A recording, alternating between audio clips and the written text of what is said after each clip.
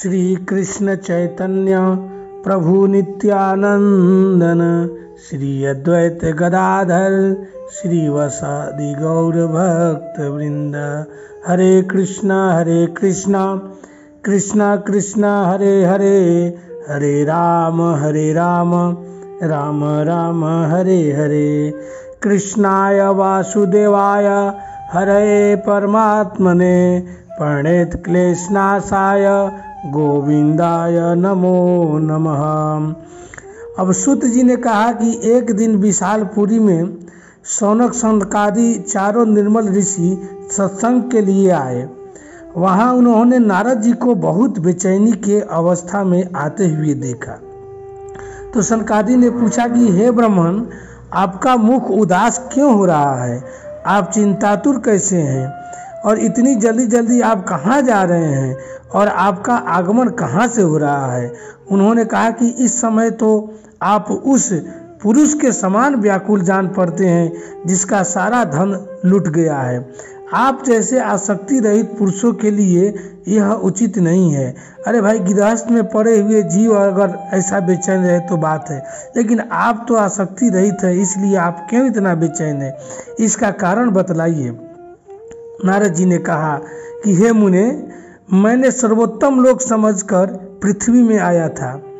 मैं पुष्कर, प्रयाग, काशी, गोदावरी, नासिक, हरिद्वार, कुरुक्षेत्र, श्रीरंग और श्वेतबंधु आदि कई तीर्थों में मैं इधर उधर विचरता रहा, किंतु मुझे कहीं भी मन को संतोष करने वाला शांति नहीं मिली। इस समय अधर्म के सहायक कलयुग ने सारी पृथ्वी को पीड़ित कर रखा है। अब यहाँ सत्य, तप, शौच, दया, दान आदि कुछ भी नहीं है। बेचारे जीव केवल अपना पेट पालने में लगे हुए हैं। देखिए, ये कलयुगी प्राणी 5 दोषों से ग्रसित रहते हैं। पहला दोष तो यह है कि असत्य भाषी हो गए हैं, सत्य भाषा नहीं असत्य भाषी का सहारा ले लिया है। दूसरा दोष है कि आलसी हो गए हैं। तीसरा दोष मंद बुद्धि हो गए हैं। और चौथा दोष भाग्यहीन हो गए हैं। और 5वां दोष है कि उपद्रवग्रस्त हो गए, हमेशा उनको टेंशन बना रहता है। इस घोर कलिकाल में साधु संत कहे जाते हैं, वे पूरे पाखंडी हो गए हैं। देखने में तो वे विरक्त, किंतु स्त्री, धन आदि सभी का परिग्रह करते हैं। घरों में स्त्रियों का राज्य है, साले सलाहकार बने हुए हैं। लोभ से लोग कन्या को बेच रहे हैं और स्त्री पुरुषों में कलह मचा हुआ है।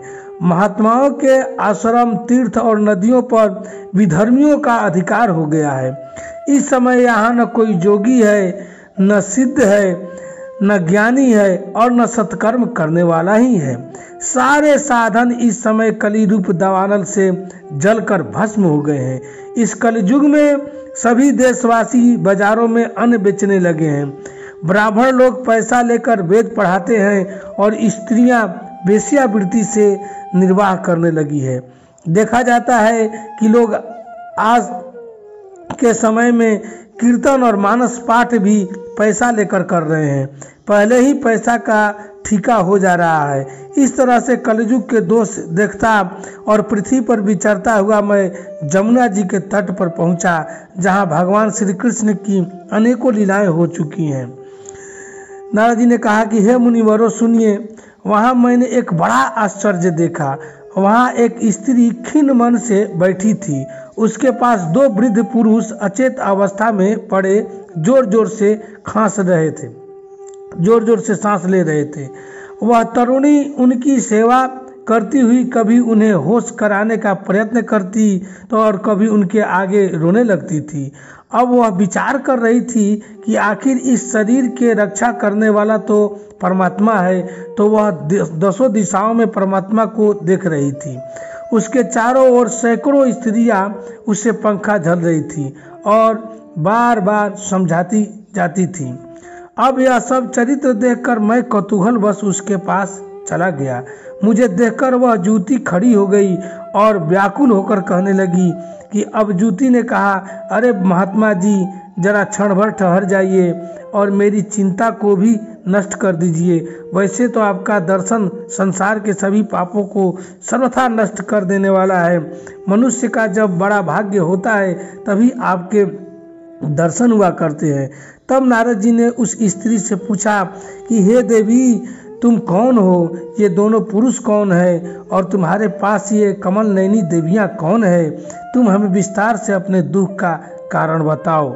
अब दुख का कारण अगले अंक में। जय जय श्री राधे।